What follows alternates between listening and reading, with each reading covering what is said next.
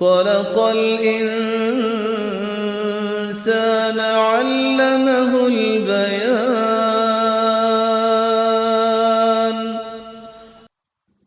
نحمده ونصلي على رسوله الكريم، اما بعد فاعوذ بالله من الشيطان الرجيم. بسم الله الرحمن الرحيم. رب اشرح لي صدري ويسر لي امري واحلل عقدة من لساني يفقهوا قولي. ترجمہ: وَأَتِمُّوا، اور پورا کرو، الحج، حج کو، والعمرۃ، اور عمرے کو، للہ، اللہ کے لیے، فإن، پھر اگر، احصرتم، تم گھیر لیے جاؤ، فمستیسر، تو جو میسر آ جائے، من الہدی، قربانی میں سے، ولا تحلقوا، اور نہ تم منڈواؤ، رؤوسکم، اپنے سروں کو، حتی، یہاں تک کہ، یبلغ، پہنچ جائے، الہدی، قربانی، محلہ، اپنی حلال گاہ کو، فمن، تو جو کوئی، کانا، ہو، منکم، تم میں سے، مریدن، مریض، بیمار، او، یا، بہی، ساتھ اس کے، اذن، کوئی تکلیف ہو، من رأسہ، اس کے سر سے، ففدیۃ، تو فدیہ ہے، من صیام، روزے میں سے، او صدقۃ، یا صدقہ ہے، او نسک، یا قربانی، فاذا، تو جب، امنتم، امن میں آ جاؤ تم، فمن، تو جو کوئی، تمتع، فائدہ اٹھائے، بالعمرتی، عمرے کا، الی الحج، حج تک، فمستیسر، تو جو بھی میسر آئے، من الہدی، قربانی میں سے، فمن لم یجد، تو جو کوئی نہ پائے، فصیام، تو روزے رکھنا ہے، ثلاثۃ ایام، 3 دن، فی الحج، حج میں، وسبعۃ، اور 7 روزے، اذا، جب، رجعتم، لوٹو تم، تلکا، یہ، عشرۃ، 10 ہیں، کاملۃ، پورے، ذالک، یہ، لمن، واسطے اس کے جو، لم، نہ، یکن، ہوں، اہلہ، اس کے گھر والے، حاضری، موجود، المسجد الحرام، مسجد حرام کے پاس، واتقوا اللہ، اور ڈرو اللہ سے، وَاعْلَمُوا، اور جان لو، ان اللہ، بے شک اللہ تعالی، شدید العقاب، سخت سزا والا ہے۔ بس مشکل الفاظ کی وضاحت اور سارے لیسن کی بجائے صرف جو نئے لفظ ہیں ان کی وضاحت ہوگی۔ احصرتم، ہے صادرے اس کا روٹ ہے، روکنا، رکاوٹ ڈالنا، اسی سے لفظ حصار ہے۔ آپ نے کبھی لفظ سنا ہوگا حصار، حصار باندھ لیا، کیا معنی ہوتا ہے؟ ارد گرد ایک گھیرا، رکاوٹ۔ ہاں؟ تو یہ ظاہری اور باطنی دونوں طرح کی رکاوٹ کے متعلق بولا جاتا ہے، جیسے دشمن کا آڑے آ کر روک دینا یا مرض وغیرہ کی وجہ سے رک جانا۔ پھر ہدی ہے ڈالیے، ہدیون، ہدیتن کی جمع ہے۔ ہدیہ اردو میں استعمال ہوتا ہے نا، کس کے لیے؟ تحفے کے لیے۔ تو قربانی کا وہ جانور جو ذبح کے لیے بیت اللہ کی طرف بھیجا جائے اس کو ہدی بولتے ہیں، کیونکہ وہ بھی ایک طرح سے تحفہ ہوتا ہے نا۔ پھر ہے تحلقو، ہے لام قاف، حلق ہوتا ہے بال صاف کرانا، منڈوانا۔ پھر محلہ، ہے لام لام، کسی مقام پر اترنے کی جگہ۔ پھر نسک ہے نون سین کاف، نسیکہ کی جمع، قربانی کا وہ جانور جو تقرب الی اللہ کے لیے قربان کیا جائے۔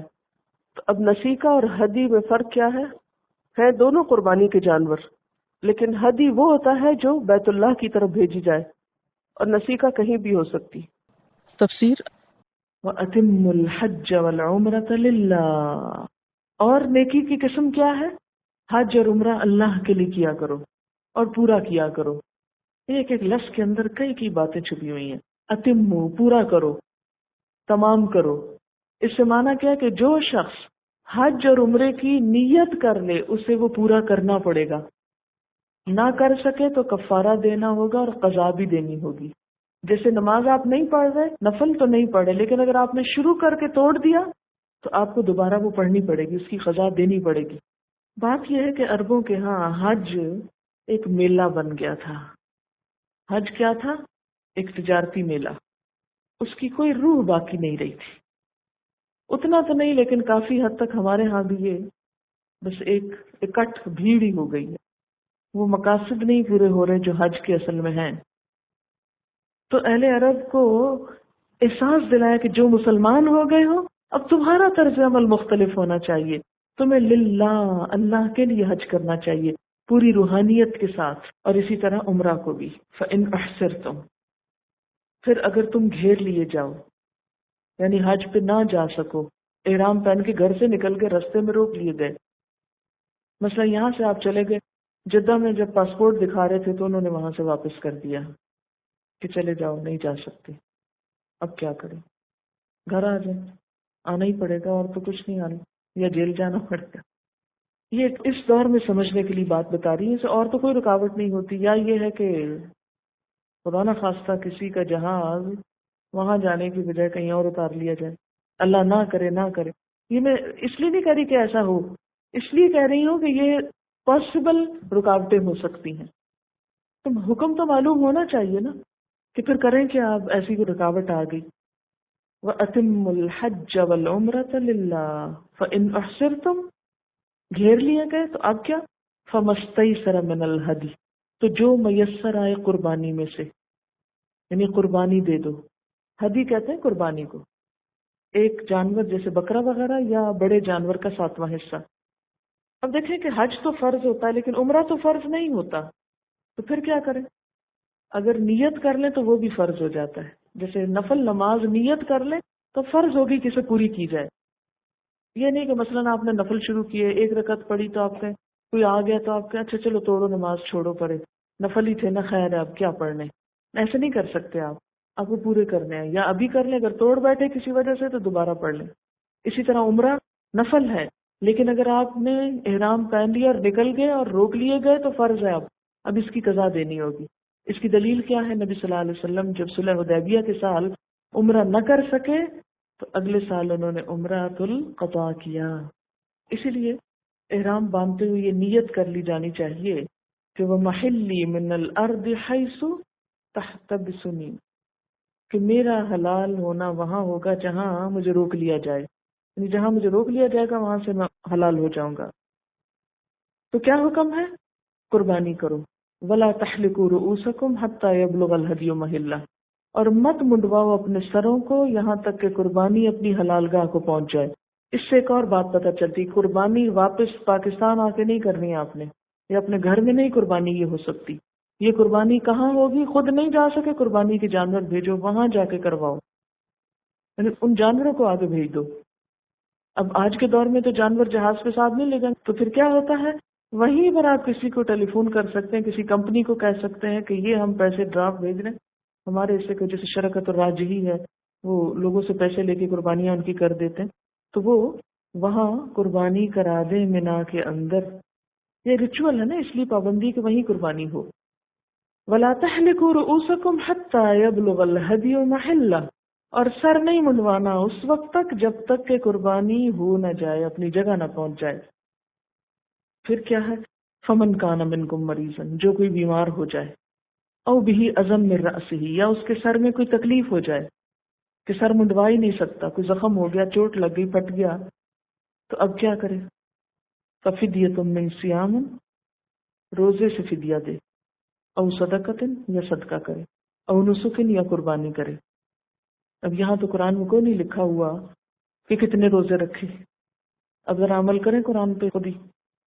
لوگ کہتے ہیں حدیث دین میں اختلاف پیدا کرے، کہتے ہیں نا، میں نے تو بہت دفعہ یہ بات سنی، لوگ کہتے ہیں اگر سب لوگ صرف قرآن کو پڑھیں تو کوئی اختلاف نہیں ہوگا۔ اختلاف شروع ہوتا ہے جب لوگ اپنے اپنے مسئلے نکالتے ہیں، ہاں اپنے اپنے نکالیں تو ہوتا ہے، لیکن اگر سب لوگ سنت کے مطابق چیز لے لیں تو نہیں ہوتا۔ مثلاً اب آپ نے روزے رکھنے ہیں، آپ چھوڑیں حدیث کو ایک طرف رکھیں، اب سب ذرا بتائیں کتنے رکھنے چاہیے، کیا اگر ہر ایک کا جواب الگ الگ نہ ہو تو اختلاف ہوا یا نہیں؟ یہ تو زیادہ اختلاف کا سبب ہے۔ تو اسلام کے بہت سے احکامات نبی صلی اللہ علیہ وسلم نے ان کا حل پیش کر دیا کہ یہ لو، اس طرح کر لو، جھگڑا ختم ہو گیا۔ کیونکہ قرآن میں بھی آتا نا، وَإِن تَنَازَعْتُمْ فِي شَيْءٍ فَرُدُّوهُ إِلَى اللَّهِ وَالرَّسُولِ، اگر جھگڑا ہو جائے کسی چیز میں تو اللہ اور رسول کی طرف لوٹا دو، تیسرا کسی اور کا نام نہیں لیا گیا کہ کسی اور کی طرف لوٹاؤ، یعنی دین کے معاملات میں، دنیا نہیں، دین کے معاملات میں، عبادات وغیرہ میں۔ ہاں کچھ چیزیں ایسی ہیں کہ جہاں انہوں نے بھی خاموشی اختیار کی، پھر ہم پہ چھوڑ دیا، اچھا اب دیکھتے ہیں کیا ہوتا ہے۔ یہی چیزیں ہمارا ٹیسٹ ہے، ان میں اجتہاد ہوگا، اس اختلاف کو برداشت کرنا ہوگا تاکہ دین میں ایک وسعت آئے، خوبصورتی آئے، اور اسی ٹیسٹ میں ہم لوگ ناکام ہو رہے ہیں۔ کیا ہم سب مسلمان جو مثلاً اس شہر میں رہتے ہیں، مسلمان نہیں، سب کلمہ پڑھتے ہیں نا، سب کہتے ہیں اشہد ان لا الہ الا اللہ اشہد ان محمد عبدہ ورسول، اگر ویسے نہ بھی کہیں تو اذان میں سنتے ہیں نا روز، اس کا جواب دیتے ہیں نا، اس کا جواب کیا ہے؟ اشہد ان لا الہ الا اللہ کا، اشہد ان لا الہ الا اللہ، سب کو جواب میں یہ کہنا پڑتا ہے۔ پھر کیا وجہ ہے کہ آپس میں نفرتیں ہیں؟ سب نماز پڑھتے ہیں نا، کدھر منہ کرتے ہیں؟ سب ادھر ہی منہ کرتے ہیں، پھر اختلاف کیوں ہے؟ مخالفت کیوں؟ اختلاف تو ہوگا، مخالفت کیوں ہے؟ اختلاف کیا ہے؟ مثلاً ایک اگلی صف میں کھڑا ہے، ایک پچھلی میں کھڑا ہے، ایک دائیں کھڑا ہے، ایک بائیں، لیکن مخالفت کیا ہے کہ اگلے والے پچھلوں کو برا کہیں، پچھلے والے اگلوں کو کہیں، دائیں والے بائیں کو، بائیں والے مشرق اور مغرب کی طرف کھینچیں۔ فَلِلَّهِ الْمَشْرِقُ وَالْمَغْرِبُ، یہ کوئی بڑی بات نہیں ہے، ہاں؟ بات یہ ہے کہ یہ ہماری آزمائش ہے، امتحان ہے کہ یہ چھوٹے چھوٹے فقہی مسلکوں کے اختلاف گوارا کر لیں، جو کرنا چاہتا ہے نا اسے کرنے دیں، اس کی ٹانگ نہ کھینچے، اس کو اپنے اوپر لا کے ادھر ہی پکا کرنے کی کوشش نہ کرے کہ نہیں جب تک تم یہ نہیں کرو گے تو تم تو مسلمان نہیں۔ یہ جو کفر کے فتوے لگ رہے ہیں نا، یہ انہی چیزوں پہ لگ رہے ہیں۔ کیا اللہ یہ نہیں کر سکتا تھا کہ جن چیزوں میں اجتہادی اختلاف ہے ان میں بھی ایک ورڈکٹ، ایک قانون دے دیتا، یہ کر لو؟ کر سکتا تھا نا، لیکن اس نے نہیں کیا، اس لیے کہ اگر ہر چیز میں قانون بنا دیا جائے، چلنا دھوبر ہو جائے۔ اگر سڑک کے اوپر ہر ایک گاڑی کے لیے لائنیں کھینچ دی جائے کہ بس اس باریک لائن کے اندر تم نے رہنا، دیکھیں کتنی مشکل ہو جائے ڈرائیونگ۔ اگر آپ کو کہیں چلنے کے لیے ایک لکیر کھینچ دی جائے کہ اس لکیر کے فقیر بن جاؤ، بس اس کے اوپر ہی پاؤں رکھنا ہے تو آپ گرنے لگ جائیں، مصیبت ہو جائے چلنا۔ تو اللہ تعالیٰ نے ہمیں بہت سی چیزوں میں ذرا سہولت دے دی کہ چلو کچھ یہ کر لیں، کچھ وہ کر لیں، وسعت رکھ دی۔ اب جیسے نماز کے اوقات میں کتنی وسعت ہے، فجر کا وقت ایسا تو نہیں کہ 5 منٹ کے اندر شروع اور 5 میں ختم، نہیں، ظہر کا وقت کتنا لمبا وقت ہوتا ہے. اب کوئی شخص اگر پہلے وقت میں پڑھ رہا ہے اور دوسرا دوسرے میں، تو دونوں ایک دوسرے سے لڑنے کھڑے ہو جائیں. لڑنا چاہیے ان کو؟ نہیں، یہ وسعت تو اللہ نے خود رکھی ہے. تو جو وسعتیں اللہ نے رکھ دی ان کو رکھو اور ان کی بنا پر مت جھگڑو. تو میں یہاں یہ بتانا ہی چاہ رہی تھی کہ اگر ہر کوئی خود فیصلہ کرنے لگے کہ کتنے روزے رکھیں، کتنا صدقہ دیں، کتنی قربانیاں کریں، تو نہیں ہم فیصلہ کر سکتے. لہٰذا ہمیں کہاں دیکھنا ہوگا؟ نبی صلی اللہ علیہ وسلم کی طرف کہ آپ نے کیا فرمایا.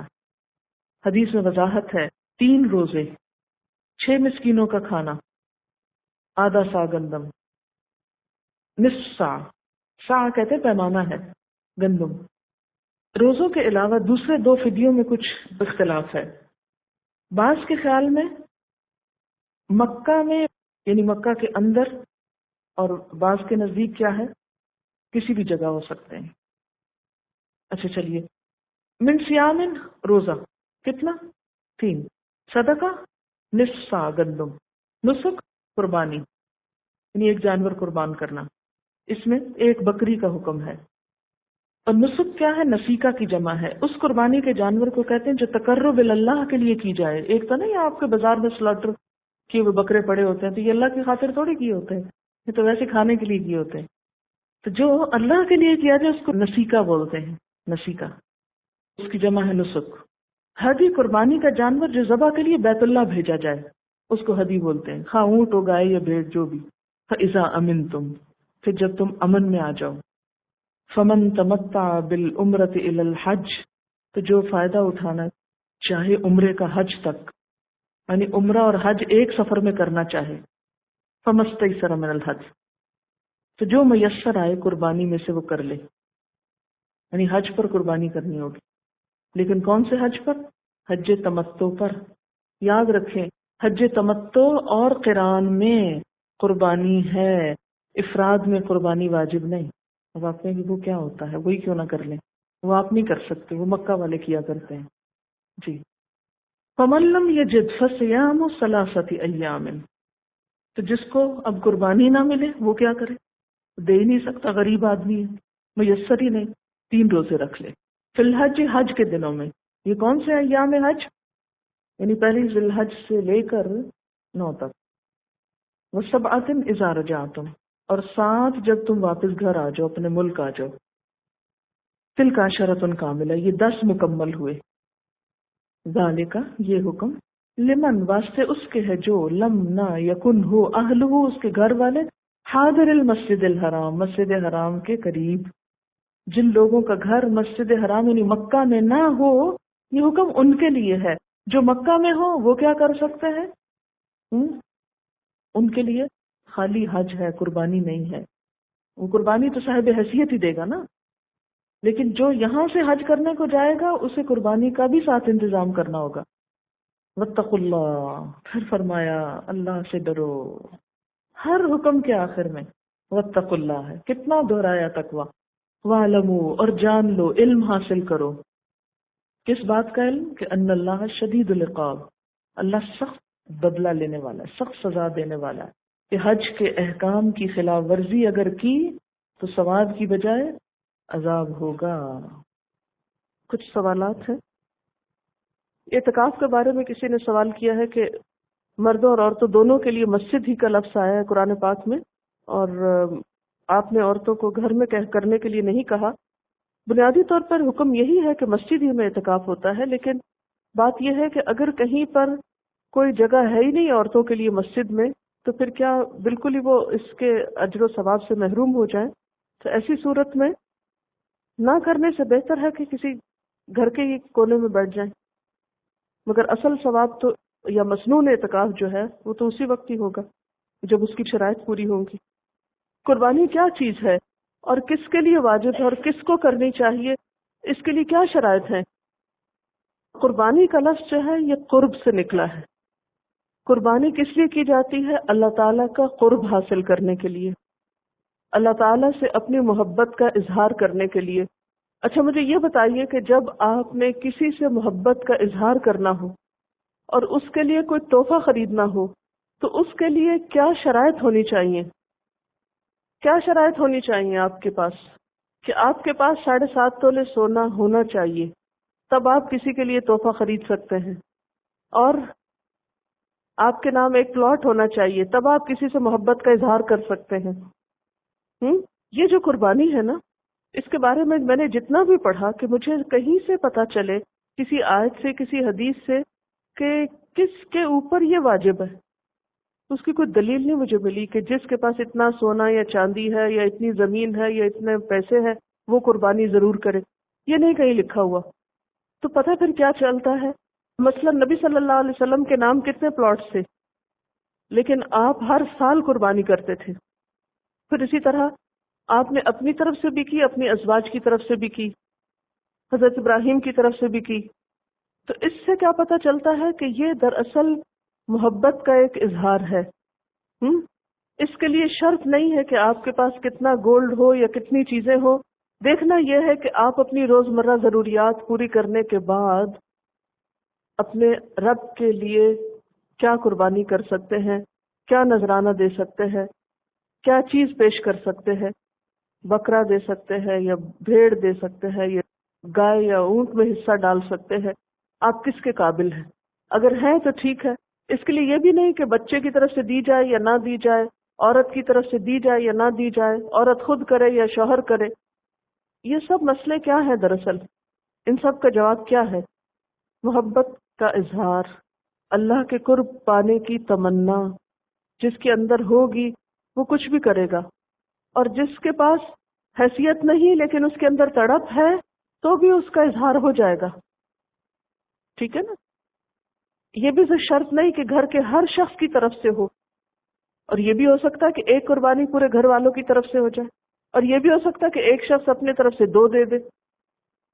ایک شخص ایک بکرا بھی کر سکتا ہے اور ایک گائے بھی اپنی طرف سے کر سکتا ہے، جس میں 7 حصے ہوتے ہیں۔ اٹ ڈیپینڈز کہ آپ کر کیا سکتے ہیں۔ مثلا 2 لوگوں کی تنخواہ ایک جتنی ہے، لیکن ہو سکتا ہے کہ دونوں کے بچوں میں فرق ہو یا ان کے اخراجات میں فرق ہو۔ ایک شخص افورڈ ہی نہیں کر سکتا، دوسرا اسی تنخواہ میں سے افورڈ کر سکتا ہے۔ تو یہاں جو آپ کے حالات ہیں اور جو آپ کی ضروریات ہیں یا مجبوریاں ہیں، ان کو سامنے رکھ کر اپنے دل سے فیصلہ کریں کہ آپ کس قابل ہیں۔ یہ فیصلہ آپ پہ چھوڑا گیا ہے، ٹھیک ہے نا؟ اس کے لیے کسی کو مجبور نہیں کیا جائے گا۔ اگر کوئی مقروض ہے تو اس سے بھی لازم نہیں ہے، اسے چاہیے کہ قربانی والے پیسوں سے اپنا قرض اتارے پہلے۔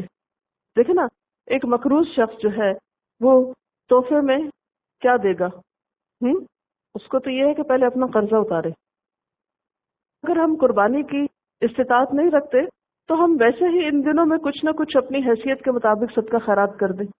کسی لکھا ہے کہ مختلف اداروں کی طرف سے ان کے ادارے میں کام کرنے کے لیے یا دفتر میں ہی کام کرنے کے لیے کاپی یا پینسلیں یا پین وغیرہ دیے جاتے ہیں، لوگ وہ چیزیں اپنے گھر والوں اور دوستوں میں تقسیم کر دیتے ہیں۔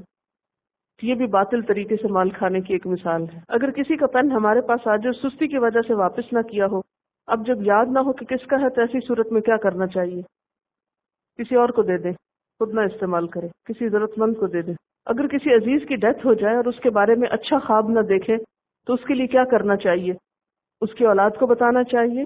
عذاب میں کمی کے لیے کیا چیز زیادہ فائدہ مند ہوگی؟ ایک تو یہ کہ اس خواب کا ذکر نہ کریں کسی سے۔ اگر کسی کا حق مارا ہے اس شخص نے تو اس کے جو ورثاء ہے ان میں سے کسی کو اس پر توجہ دلائی جا سکتی۔ بعض اوقات ایسا ہوتا ہے نا، جیسے فَأَصْلَحَ بَيْنَهُمْ کی بات پڑھ چکے ہیں آپ۔ اس کو آپ یوں دیکھیے کہ ایک شخص ساری زندگی نیک لوگوں کے کام کرتا ہے، بہت نیک ہے، اس نے نمازیں بھی پوری پڑھی، سب کے خیرات بھی خوب کیے، لیکن مرنے سے پہلے وصیت غلط کرتا ہے، حقداروں کو حق سے محروم کر جاتا ہے۔ تو آپ کو معلوم ہے کہ ایسے شخص کے لیے کیا ہے؟ اس کے لیے جنت حرام ہو جاتی۔ یعنی وصیت میں کوتاہی کرنا یا غلط وصیت کرنا انسان کی اپنی ساری نیکیوں کو برباد کر دیتا ہے۔ تو ہو سکتا ہے کہ اس وجہ سے کسی کو کوئی ایسا خواب آیا ہو، یا بسا اوقات کوئی اور ایسی چیز ہو سکتی کسی کے عمل میں جو دوسرے کو پتہ نہ ہو۔ تو اگر تو خواب میں کلیئر انڈیکیشن ہے کسی کے حق کی تو اس کا حق دلوا دینا چاہیے، سب سے بڑی نیکی ہے۔ یعنی کسی کا حق مارا ہے مرنے والے نے تو اس کا حق دلوا دے۔ لیکن اگر جنرلی کوئی ایسی بات نہیں پتہ چلتی، خواب ایسی ویگ سا ہے، تو اس صورت میں اس کی طرف سے صدقہ خیرات کرے، اس کے لیے کثرت سے دعا کرے۔ تو یہ 2 چیزیں اس کے عذاب میں انشاءاللہ تخفیف کا سبب ہوں گی۔